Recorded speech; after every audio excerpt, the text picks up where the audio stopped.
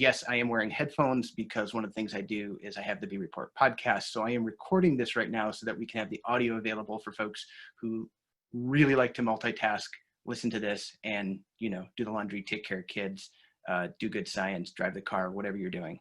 We're going to make sure that you can access this. So let's get into this conversation. As you can see, my fellow panelists have all popped up on the screen, and I am going to introduce them one by one. The first person I will introduce is Olivia Carroll, who should need no introduction to you at all. She is, of course, a well-known movie star and a scientist who studies bees and pollination ecology.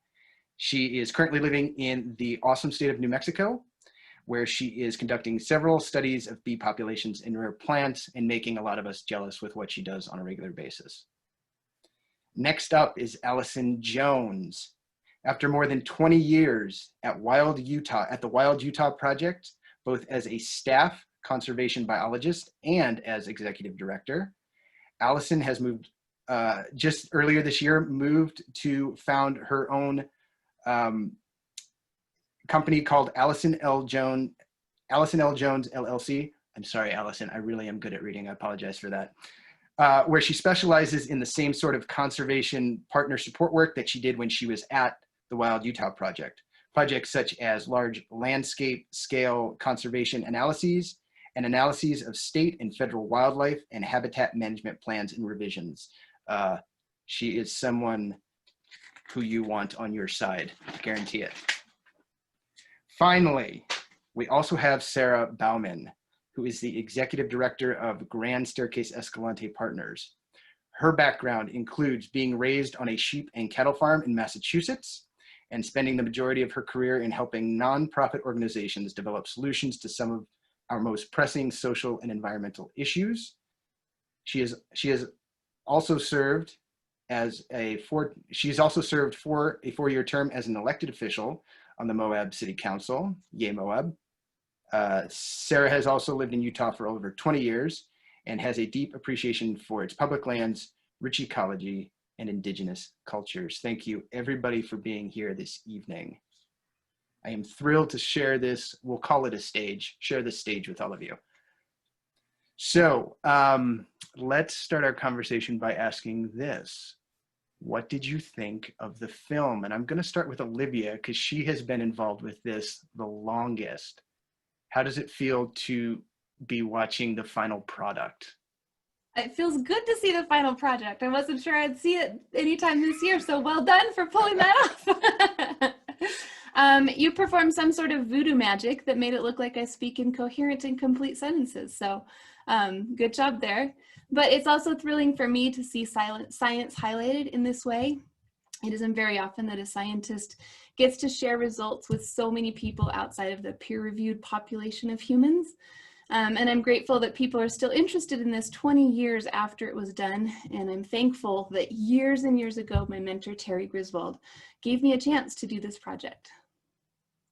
Very quickly, before I move on to our other two folks, when you make a film like this, and I know you're very familiar with this, 90% of what we recorded ends up staying on like the editing room floor, like only this small sliver goes in. And I'm just wondering, is there, after watching the film and having worked on this for a couple years now, is there anything that, like, is there one thing that didn't make it into the film that you would like to highlight? Something that was super interesting that you think people should hear about?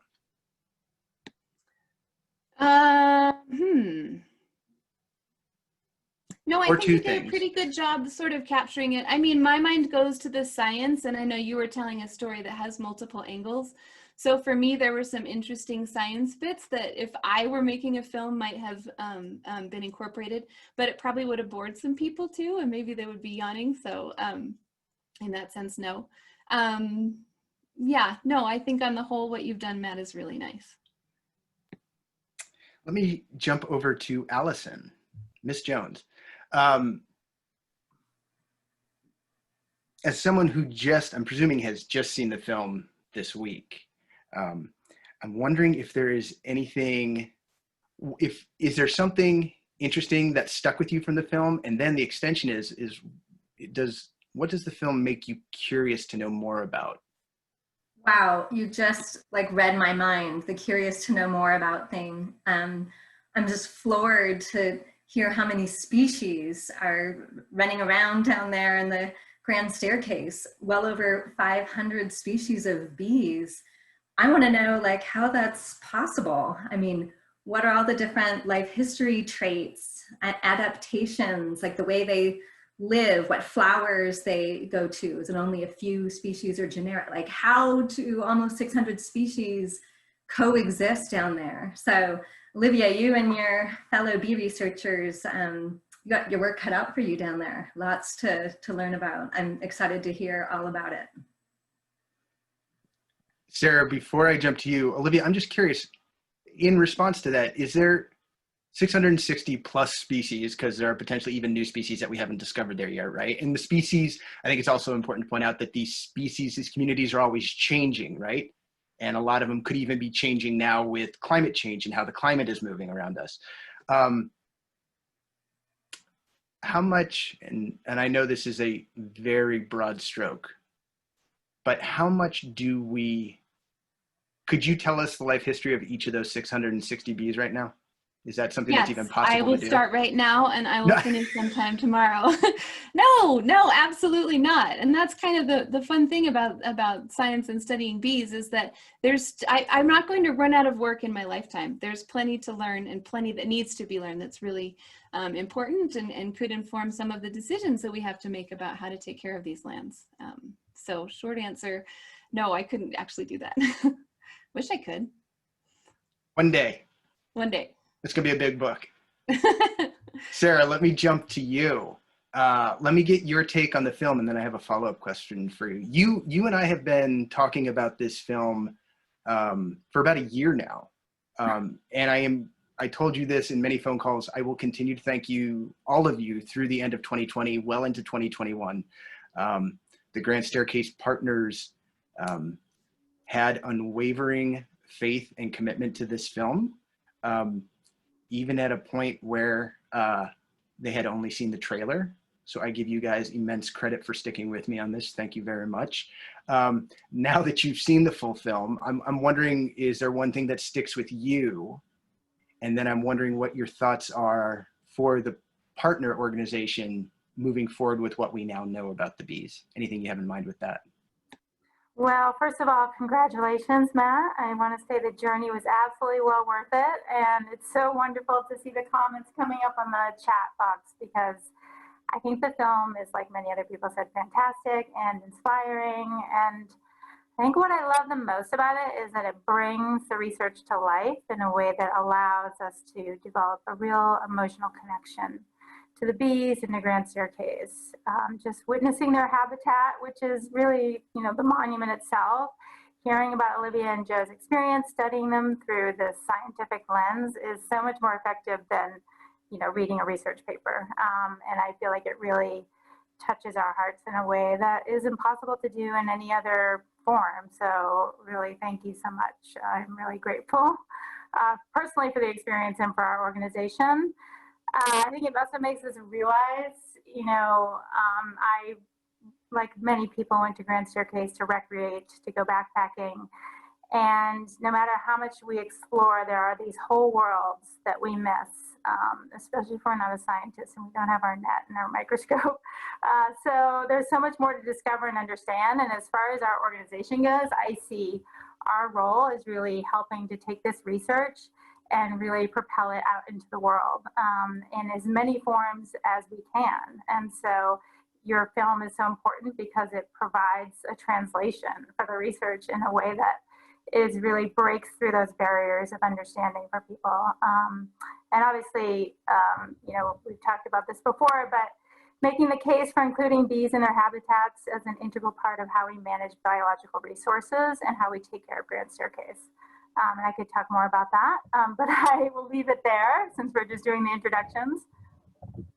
One thing I guess I feel I should point out at this point is, for folks that don't know, this project was completely self-funded initially to get both Olivia and Joe back to the monument, not just to make the film. And this is the important thing I like to make sure doesn't get lost. We raised funds not just for the film, but to get the research done.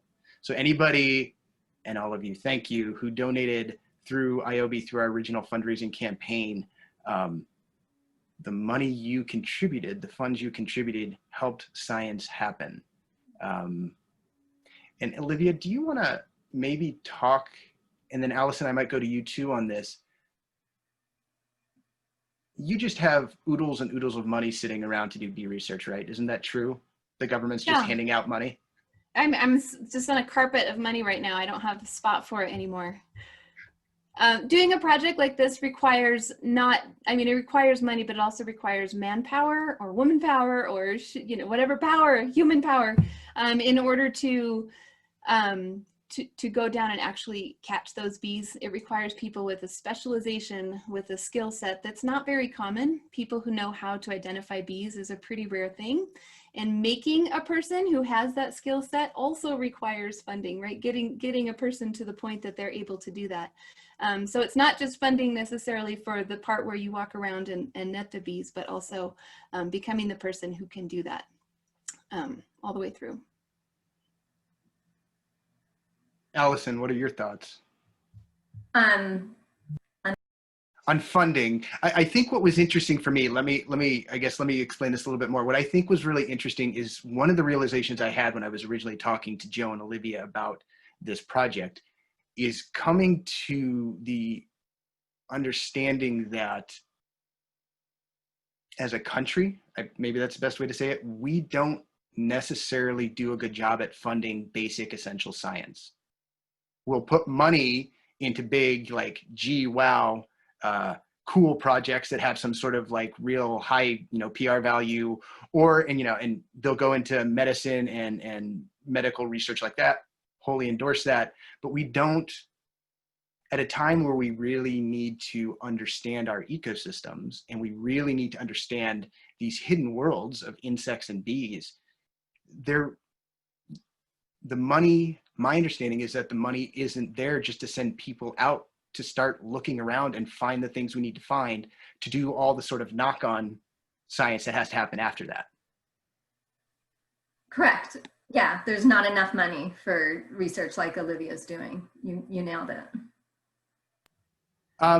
Is there, from your experience, being both a scientist and an advocate, have you seen good solutions, or do we just need to start crowdfunding all science?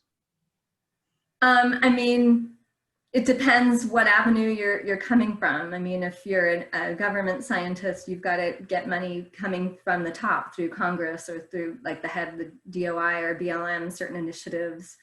If fire is a big deal, you can try to, salvage some money out of the fire budget to do research on organisms that are affected by fire. If you're a nonprofit, you're writing, grants from environmental grant making foundations. If you're at a university, there's a whole nother round of sources, but that whole pie is not getting any bigger, and it certainly hasn't in the last 4 years in this administration. So it's a perennial problem.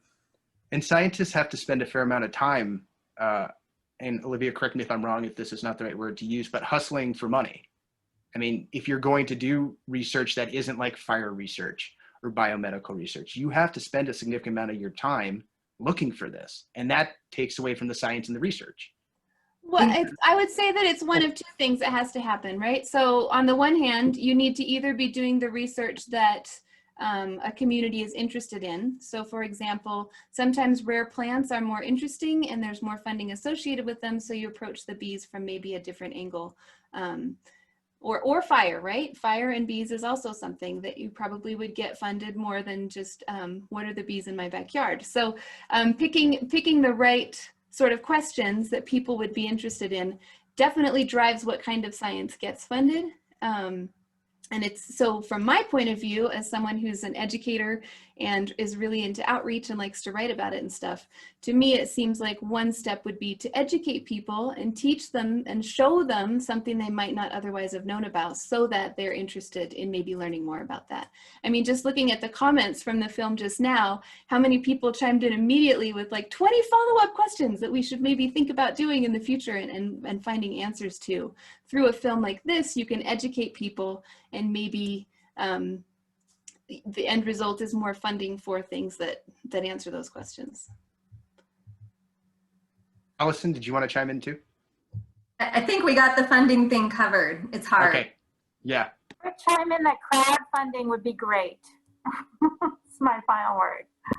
Well, and Sarah, this leads me to my next question, which is one of the things that the partners, and Sarah, this question is for you, one of the things that the partners is looking at is continuing to do bee research in the monument. Is that correct? Is that something that we'd like to aspire to do?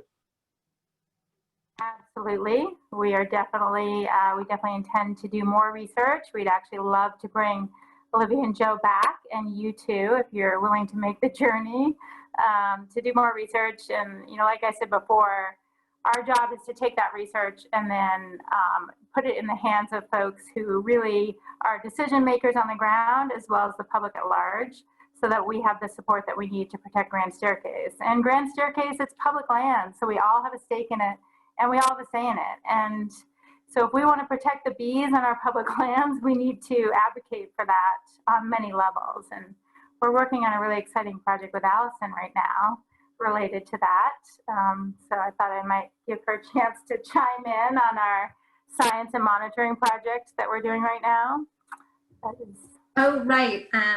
We anticipate an opportunity in the near future to work with many scientists and conservation planners and practitioners and BLM folks to basically write a new proposed science and monitoring plan for the Grand Staircase Monument. Their mission, as originally put forth in the original proclamation, is very science-based and science-driven, and they've never had a science and monitoring plan to really flesh out those goals and objectives related to the science program. So just a little sneak peek at what we're working on with a bunch of collaborators right now. And that's really taking the research that's been done and also proposing new research that can drive those conservation efforts and the land policy decision making on the ground. So it's really exciting. I think the way that we're gonna get more research done is to really bring it to the forefront of everybody's mind. And I do think funders are shifting to fund more environmental projects right now in light of climate change, which obviously is not a new thing, but it is new to the funding world, I think, in many respects. So I think we're looking forward to capitalizing on that and to driving our conservation efforts forward with research. I want to jump to, we've had a whole ton of questions come in on the chat, which is super exciting to see. I will tell you that some of these are from people who are extraordinarily interested in some of the detailed science. I'm going, as much as I would love to dive into the nerdiest of the nerdy questions here, I'm going to try to keep this as a level that can appeal to everybody. But I thought this one was particularly interesting because I know it was a question that I initially had when we started working on this, Olivia. Why is there such a high diversity of bees in an arid area? Almost as many bees. Go ahead. I don't know. Nobody knows for sure. We all have these big kind of hypotheses and these, you know, best guesses. But to really answer a question like that, of course, you'd have to do an experiment where you made a place wet and then saw how it changed. And obviously, you can't do that. Well, you can't do that in a desert ever, but certainly not at the landscape level that we need to. That being said, we have some guesses. We know some things about it. We know that there are certain groups of bees that occur in the arid Southwest that happen to be really speciose. There's a lot of different species within a couple groups, which really kind of pumps the number up and makes it much larger than it would be. One of them, if you guys noticed in Matt's film, there was a little teeny tiny bee that was, I think it was all yellow, and it's called a perdita. And there's like 600 or some species in the Southwest of just that one genus. That's one genus. So that's one thing. Two, in the deserts, you have a much longer window of bloom.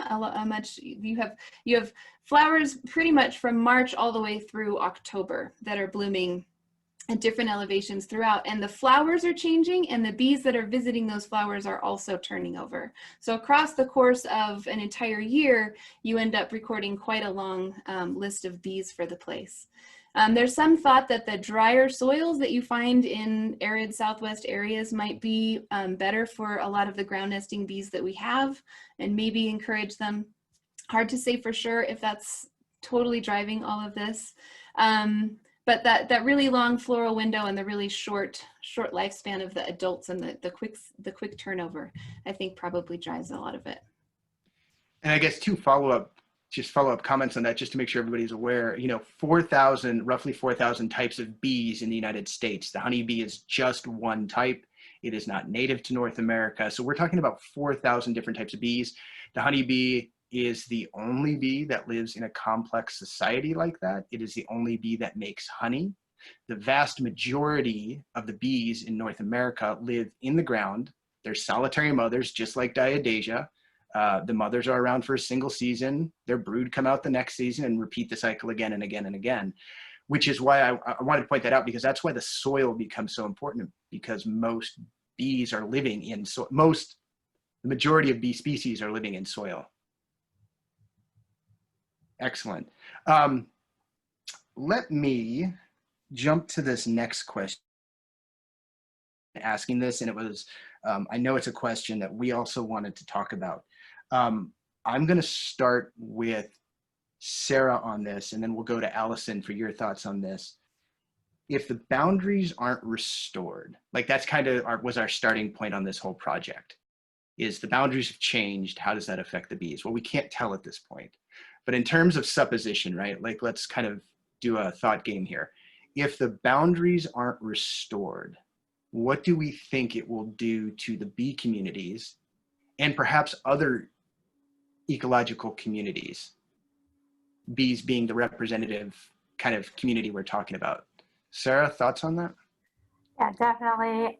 So what I would say, and I want to make sure I get this right from a science perspective, is as Olivia pointed out in the film, we don't know from a hard science perspective, but I would agree that protections are not something that we want to tinker with Olivia.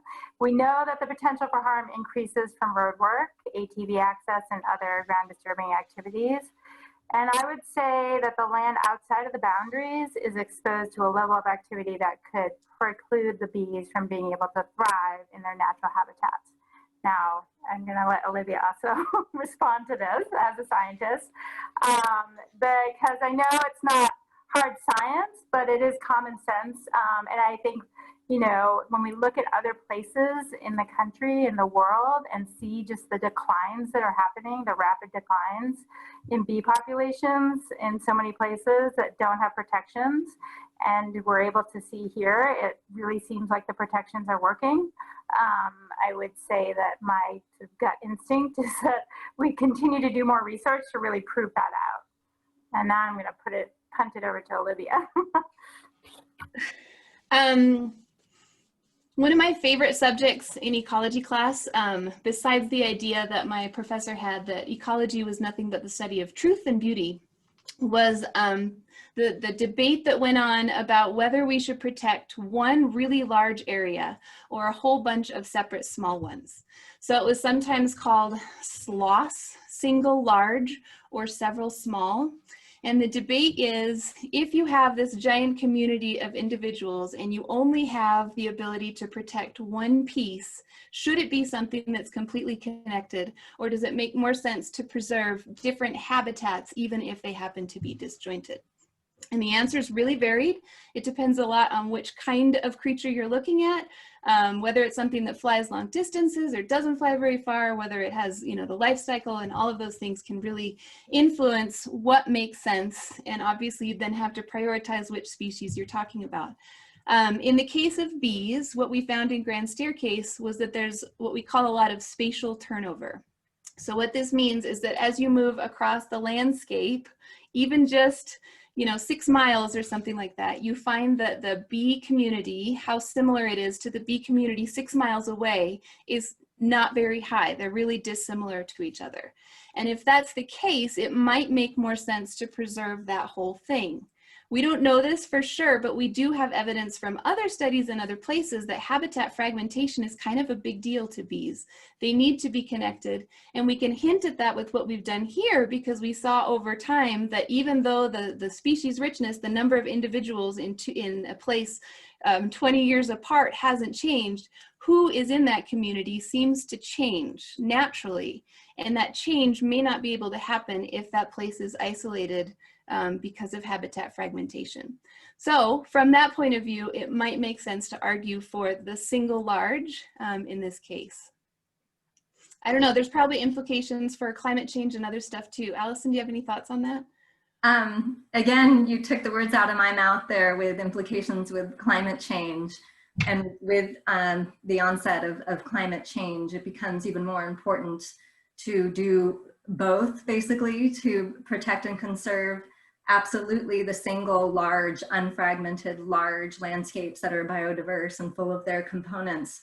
But anything else around, if you can protect it and connect it, and we're talking about movement corridors for all sorts of things, especially the larger bodied species. And what the researchers are already finding with climate change is that there are species that are already shifting their distributions northward and upwards in elevation because of warming temperatures. And with species like bees that are dependent on flowers, if bees are shifting their time of emergence, if you will, out of their nests, the flowers need time to catch up with this. And others, species of pollinators, if they're moving further north, plants need to be able to move. Things need to be able to move across the landscape with climate change. And if they're not connected, that's going to be hard. I know one of the pieces of research that has been interesting but sad for me to read about is this idea of a climate vice. As it gets warmer farther and farther north, species may move, but species may not. And that's for the species that don't move, that's the climate vice. They get trapped. And that movement may be because of corridors, but it may also be because the species doesn't move, which is also problematic, right? Exactly. Or such as pikas who are moving upwards in elevation onto these islands, tall mountains, and then it's still too warm and then they just evaporate off the top. But I mean, we could see loss of populations if we don't have enough protected, large, conserved, and connected habitats across the landscape. Well, and that I just want to stay on that topic for a second, because one of the most powerful things for me, having been on this journey with these bees and Olivia and Joe for 3 years now, is this understanding of how important pristine places are.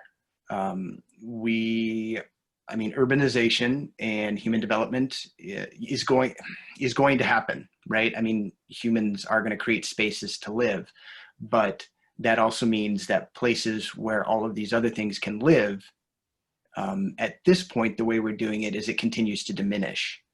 And a place like Grand Staircase, again, is not just a beautiful place to study bees, it's a refuge. It's a place they can potentially go as they lose other habitat. But again, go ahead, Olivia, I'm sorry. Yeah, please. I think my worry with the way that you just stated that is it makes it sound like these bees could like run and hide and take refuge in this place. And the truth is the bees in Salt Lake City aren't going to be able to run as Salt Lake grows bigger, right? So all it really does is preserve an instance, a collection of the individuals. So if there are 660 there and there's 1,000 bees in Utah, we're setting aside an area where 66% of them can persist. But we're not, and this might just be for people who don't understand native bee biology, they don't migrate. So they're not going to move and hide in this new place, just to make sure that's clear.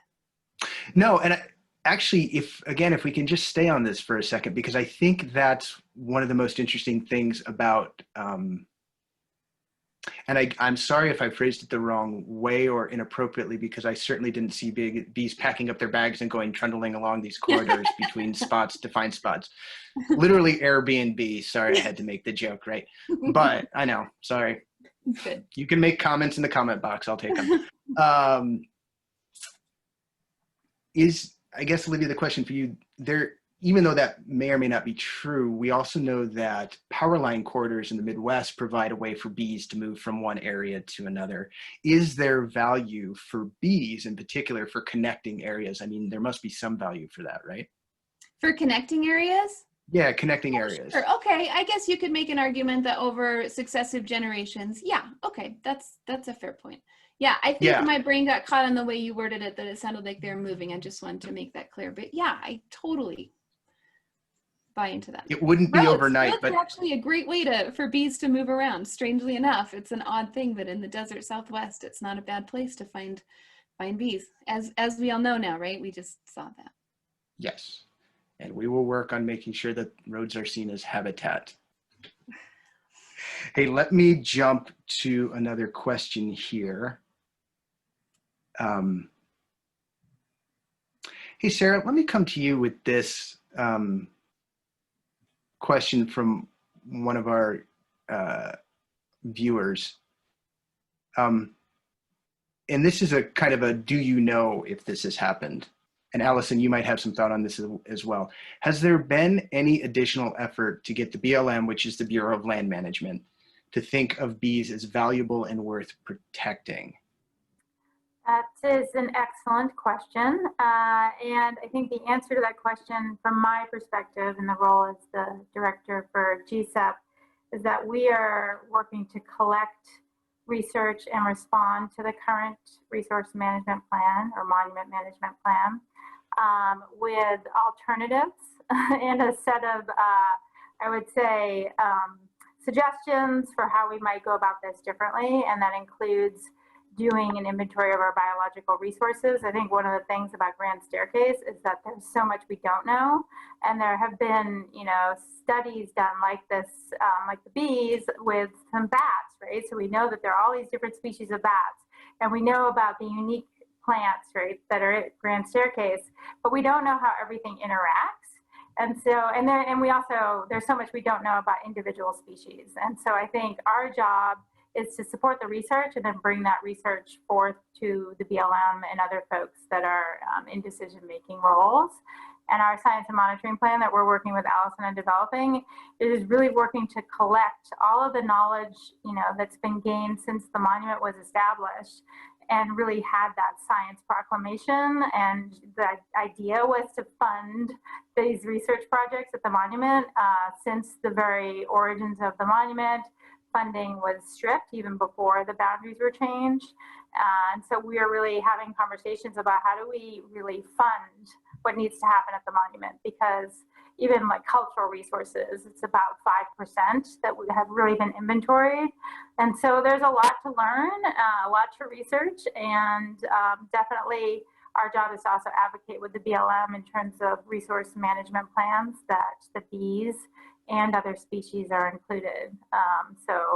So we are, it is in process. We are working on that for sure. And our hope is to eventually have a new resource management plan that goes along with the restored boundaries. And Alison, if you want to add to that. I think the only thing I would add in terms of getting agencies like the BLM more serious about pollinators might be, I'm just going to back up a little bit. Our country's seen some major tipping points in the last decade, gay marriage being just one example. And I have a sense that soon we'll be hitting another tipping point where people are going to start taking climate change a hell of a lot more seriously. And I'm talking from the tip top of our administration down through all agencies. And we've seen Department of Interior, pay a lot of lip service to climate change and put in, some places things called climate adaptation plans. But I'm thinking in the not distant future, land management agencies are going to have very serious climate adaptation plans, and taking stock and keeping a close eye on your pollinators and their connection and interaction with your vegetative community will be a key part of that. It's a prediction I have, maybe optimistic, but I'm just gonna go with it. I am all for optimism at this point. Please stay with that. Just had a question come in that says, are there plans for this video to be utilized in legislation? Will it be shown to politicians? I will answer that. That is absolutely something we have thought about. We would like to make that happen. I think it is a film, I think it's a film worth showing people who are in a decision-making position. So, and I would very much like to see more people who are interested in seeing this type of film and making good decisions around these type of topics in positions of leadership in management. Matt, actually, Olivia, to add on to that. Yeah, please. Because, yeah, we are definitely interested in hosting events. And so if anybody out there in the audience has a connection to a specific individual or individuals, please contact us, because we will be hosting events in different places in Utah and beyond that will include politicians. So thank you. One of the things I wanted to say quickly also about the making of the film, this was another thing that kind of got left out just in terms of how we had to tell the story. The BLM was helpful to me very much in getting this done. In order to make the film, I had to get permits to even be there with a camera, which was kind of funny because they were like, how many crew members, how many helicopters, how many? I'm like, yeah, I wish, that would be awesome. But that's not how we were running this film. It was two of us with cameras hiking up a hillside. It was great. But they were super helpful in making that happen. And Olivia, I know even when we were talking to the folks, to the gentleman on the road who was overseeing where that spot was to make sure when the grader came through, even your communication with our contacts that were higher up in the BLM was nothing but helpful. And I think one of the interesting things that you and I talked about that did make it into the film was this idea that, sure, you look at the road and you say they could have gone 6 feet to the right, they could have steered around this, and you know, it would have all been fine. The bees still would have been there. But you made an interesting point about what is considered habitat, and therefore what is legal and not legal to do at any given moment. I don't know if you want to talk about that a little bit, your thoughts about that? I think you summed it up pretty well. Trying to think what I could add. I mean, you know, someone who wanted to be really skeptical about this, and that's, I am open to that, could suggest that prior to that road being there, those Diadasia had fewer places to nest, right? We actually provided them with this habitat that maybe wasn't there before. Habitat in quotes, right? This road being something artificial that existed that they took advantage of, which bees do. Bees are opportunistic, and they seem to do this with pueblo walls and roadsides and all of these things. So it's a tricky situation, and the BLM is in this position where they're being pulled in all of these different directions and trying to serve everyone and make things best and really compromise there. And I don't think the fault is on anybody in the BLM that this one little event happened. But nonetheless, it's something that maybe, had the BLM been aware of what was happening, if I'd been there a week earlier or something, maybe we would have had more time to change something. Maybe they could have been the first monument that actually set aside, like went around and did this, maybe a little categorical exclusion. Do they do that on the BLM?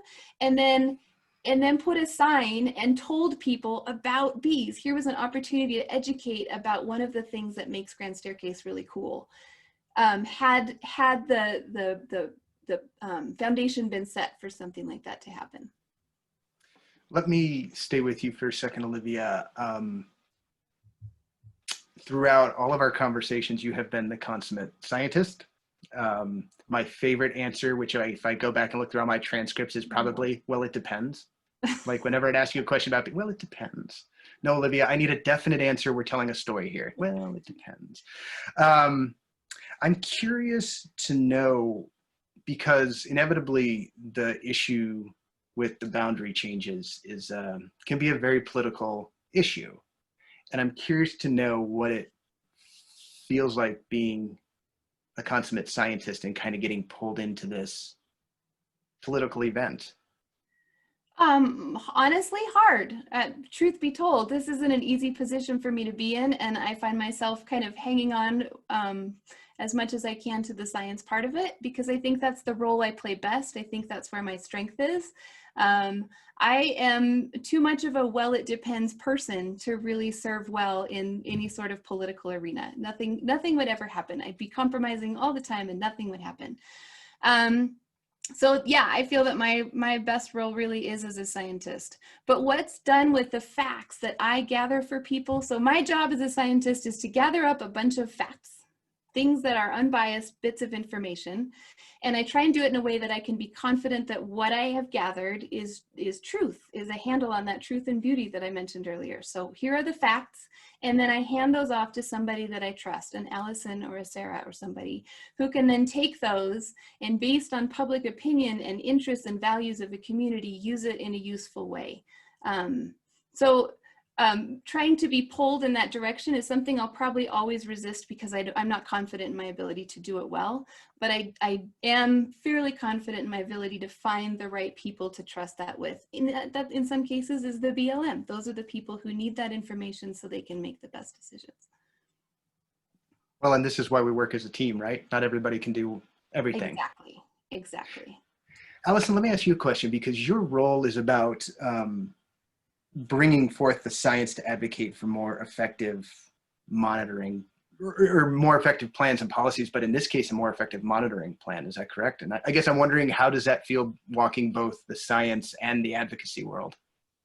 Well, I was hoping I would go after Sarah, who represents more of the nonprofit part of the equation. So we're kind of all on this tightrope, right, between science and advocacy. And at one end of the tightrope is Olivia. Her job's clear: collecting the unbiased, objective data, being aware of its conservation implications, and getting it out there. The conservation advocates and groups like the Southern Utah Wilderness Alliance have certain goals. There are certain landscapes, places that should be wilderness, and they will fight and use all the tools in the advocacy toolbox: litigation, public campaigns, and support. And then there's me, sort of in the middle of the tightrope, or where I came from, the Wild Utah Project, where we have a seat at the table with the conservation planners, because we are biologists, we are scientists, and we know how to bring the best science into conservation planning, management plans, and policy. We have a seat at the table sometimes because the conservation advocates have sued, the agencies to come to the table. But we're at the table because we don't sue. And so I don't know if that makes sense. I'm on the tightrope with science and advocacy, but at a different part of it. Sarah, would you like to jump in in terms of being the not-for-profit that's also kind of in the middle of all of this? Yeah, and I would echo some of what Alison said, but I think that advocacy is inherent to our mission, and our official mission statement is to honor the past and safeguard the future of the monument through science, conservation, and education. So we can't really accomplish this mission without advocating for resource management plans that effectively safeguard all that the monument has to offer. Really, not just even our state and our country, but the world. I mean, from its cultural and biological resources to its ability to help us mitigate and adapt for climate change. It's really our job to fight for land management policies that will preserve the integrity of the monument. And, we're not SUA either. And we are obviously fighting for the monument boundaries to be restored and for a resource management plan that will effectively protect and safeguard the monument. So it comes down to, how are we going to accomplish our mission? Obviously, with a monument that's split the way this one currently is, and a plan that doesn't protect all of the biological and cultural resources, the paleontology that exists there, we can't accomplish our mission with that kind of plan. And so we're in the position that we're in, and we're going to keep moving forward. And we work really closely with the BLM, and I respect the BLM staff that I work with. And we can, I think, agree to disagree on certain things with the state that it's in right now. And we're hopeful that will change with time. So I feel grateful to be able to do advocacy work. And, the agencies can't necessarily do that. They're not in a position to do the kind of advocacy work that we do. So each entity has its role, and we're dedicated to Grand Staircase. We're the only nonprofit organization, conservation organization dedicated to Grand Staircase. And so we take that role seriously. Olivia, I'm going to come back to you, following up on this advocacy issue, but moving us on to something else also, which is, and again, big question, give us your elevator pitch on this. What would it take to get really solid long-term understanding of the bees in the monument? Lots of humans and lots of money. I mean, more even than what's at my feet right now that I'm under my rug here. What would it take to get solid? And so I feel like we have a good handle on which bees are there. More or less, we're going to find new ones, and some may be right on the border and come and go. I feel like we understand a little bit about the variation, but the fact that when we went out this time, I found something so unexpected, which was that over time, even when species richness stays the same, who makes up that community changes, is really piqued my interest, and could be really important when we're talking about preserving a landscape. Now we have this time component, and we're preserving a trajectory for future things to happen. Do you like the way I do this with my hand right in the front of the camera? And so that's kind of where my interest is at. I think the other big thing that could happen is if we were to have that manpower through maybe citizen science and get a whole bunch of people out there who are interested in taking their little iPhones and taking pictures of everything. We could document which bees are visiting which flowers more. Maybe we wouldn't get bee IDs necessarily from that. It's kind of hard to do from pictures in many cases, but we could get a sense of what these bees are up to and where we might want to dive in and do a little more research. Using more BID stuff. I do a fair amount of talks about bees to people in different regions of the country, and the number of people that come in afterwards with their phones and say, look at this cool thing I saw. And it's always amazing to me because it's stuff that I haven't ever seen before. I have 2 eyes, 2 legs, and I can only cover so much. But them being willing to share that with me as citizen scientists, whether they meant to be or not, I think is maybe the next step. So focusing on sort of understanding this trajectory would be the thing as a scientist that I'm really interested in, but anytime we can encourage outreach to make people care about that place and also help me to learn about it, I'm all for it. Did I answer the question? I'm not sure if I did. It was a good answer nonetheless. We'll take it. To follow up on the answer that may be a non-answer, we should also say that there are some excellent citizen science projects already set up out there to kind of take in this information. Alison, did you want to talk about that a little bit? Yes, as a matter of fact, the organization I just came from, the Wild Utah Project, is big in the business of citizen science, or community science is sort of the more trendy word for it now. And there is a really neat thing going on in the state of Utah called the Utah Pollinator Pursuit, which is a citizen science program designed to get Utah citizens out into the field with their cell phones using this cool app called Survey 123. And the project is very focused on 2 big species, the western bumblebee and the western monarch. They're both in pretty big trouble, could be listed under the ESA. And it's a really cool project. You can either sort of be out at one of your favorite places hiking and stumble across something cool, a pollinator, a bee, a monarch, a bumblebee, milkweed habitat, super important for monarchs. Take a picture and upload it to the big database. Or you can be assigned a survey site that you go to, 3 or 4 or 5 times during the flowering season, somewhere in the state, somewhere maybe practically in your backyard. So if people are interested, you could even sign up for this field season. It's not over yet.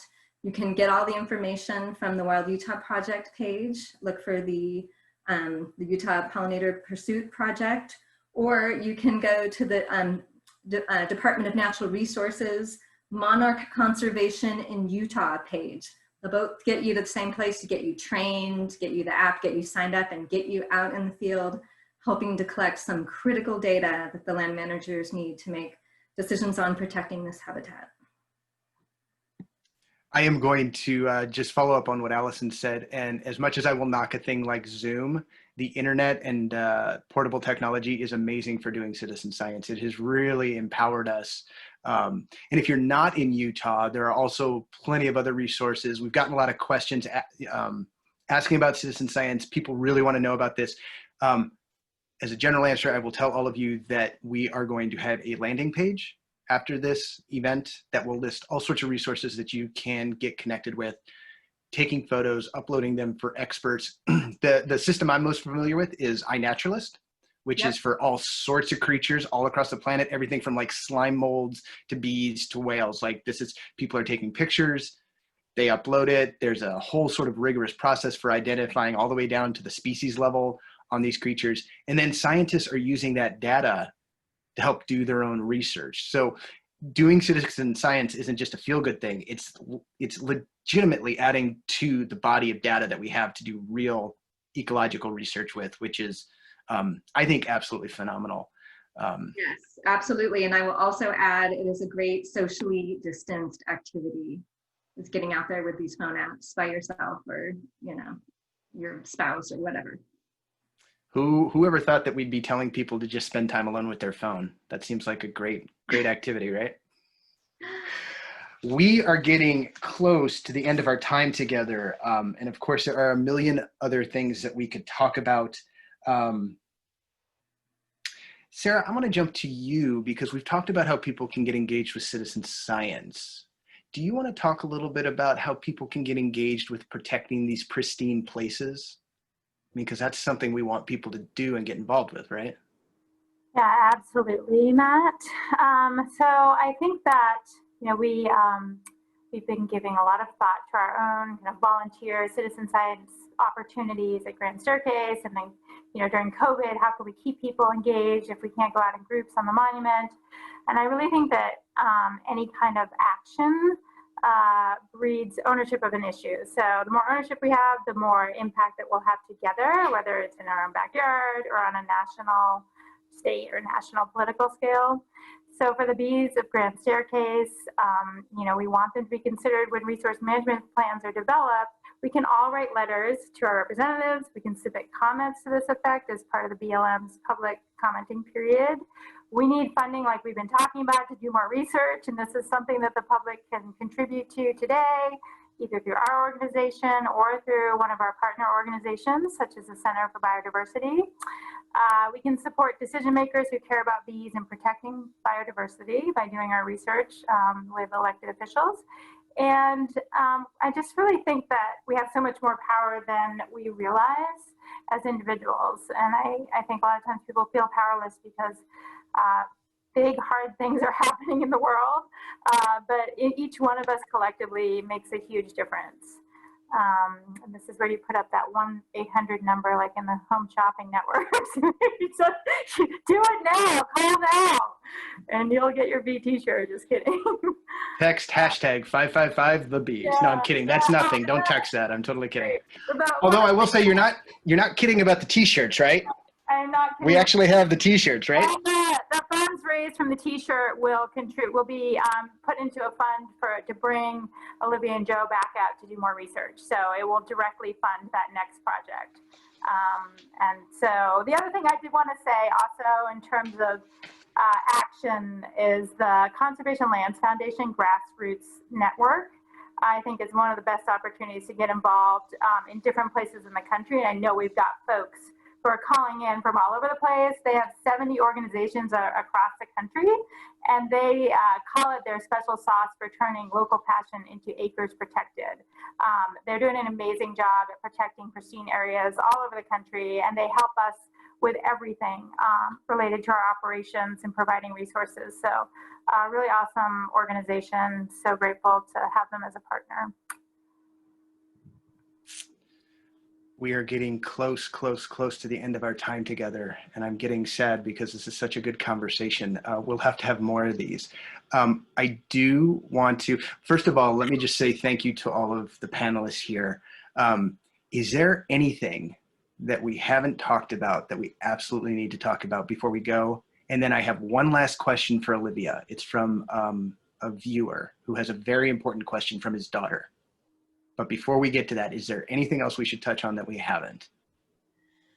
Matt, I saw a lot of questions in there, and I know some came in even before the film about honeybees on public lands. Do we want to talk about that at all? Yeah. Maybe real quick. Do you want me to take this, Sarah? Go ahead, Allison. And I'll chime in with some research. Yeah. I can add. Okay, so Sarah was asked, ways that the public can get involved to help preserve and conserve our important landscapes that are habitat to our native bees. Well, there is a current proposal for thousands of beehives to be housed on some of our national forest lands, our national forests in southern Utah. And Olivia can speak to this. The research is not clear how this could impact our native bees, but those honeybees would be collecting, tons, literally tons and tons of pollen resources that could go to the native bees. So letters could be written to certain national forests if you're interested. I think they're also on BLM, right? Land. But the proposals on BLM land too, but what's really come across my desk is the ones on the forests. So I'll jump in here a little bit. We don't have data really on like how, so one of the things that a biologist would try and do is look at, here are the number of native bees that live in an area, and here's how many babies they make each year. This is a measure of fitness. And when you add the honeybees, do they start making less offspring? Well, they're nesting in the ground. We can't find their nests. We can't do the research that we need to truly say quantitatively how honeybees are affecting our native bees. That being said, we do have research that shows that native bees and flowers are really closely linked to each other. So in my work in Grand Staircase, when we had a year where floral diversity was low because maybe rains came at the wrong time or didn't come at all, bee richness would also drop. So there's a correlation between those two. And what that means is that floral resources are a limiting factor, which means there's just enough flowers to support the number of bees that are there. And if the number of flowers increases, the number of bees increases too, right? If floral resources weren't limiting, then you could add a whole bunch and the number of bees would stay the same. So it's a limiting thing. And when you add all of these honeybee hives, each one with 10, 20, 30,000 bees, and you're doing thousands of these hives in an area, there's every reason to think that that could increase competition on a limiting resource. And we do have data that shows that honeybees often outcompete, as in bully and push away the native bees that would be on those. So that's the issue, and that's the data that we do have. So what the BLM and Forest Service do right now is when there's a honeybee hive in an area, they are there because of something called a categorical exclusion. And what that means is that the Forest Service didn't have to do the normal research on an area that they normally do before they grant a permit, right? Like they do this for other sorts of organisms, but honeybees have been exempt from that. They're in another category. And so this sort of blanket decisions can be made without looking to see how the particular area could support them. And there may be places and cases where honeybees and native bees could totally work together, and it's a meadow with too many flowers anyway, and the flowers need more pollinators. But that would require looking at a case-by-case basis for this. And I think some of the people that are bringing this forward right now are arguing that before we just throw the bees out there, using this categorical exclusion, that we should maybe spend more time assessing the landscape and seeing whether they fit in that particular place. Well, and if I can add to this too, I know this is something we talked about ahead of time as a group, also understanding that, the need or the desire to put bees on public lands also comes from the bigger systemic issues, right? There's pesticide use, there's urbanization, there's habitat fragmentation. So in many cases, many of these beekeepers are losing good places to house their honeybees. And so they're forced to look for these other places. So in addition to the concerns that we have about the competition between honeybees and native bees on these sort of limited resource areas, potentially limited resource areas, we should also be considering the larger context as well. Yeah, the Forest Service is in a rough spot here, right? They're land of multiple use. Here we are again with this phrase, and they're trying to balance providing for the public and providing for private individuals that want to, get their honey from the flowers that are visited there. But trying to balance those things could be done differently if the categorical exclusion part was changed. All right, we are going to jump to this very last question, Olivia. It is from a father writing for his daughter, and his daughter wants to know, what is the poster right behind you on your wall, Olivia? Oh, I think it's the other shoulder. Can I No, guess? nope, the other one. These?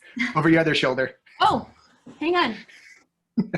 You are lucky I have not pajama pants on right now.